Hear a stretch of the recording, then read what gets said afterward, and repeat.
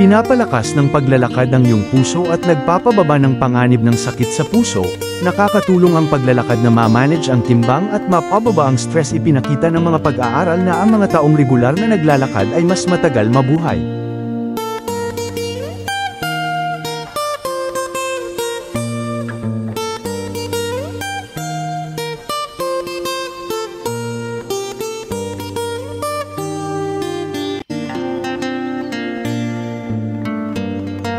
Hindi lang sa paglalakad maganda sa pakiramdam, nakakatulong din pala ang pagbibisikleta para palakasin ang ating immune system.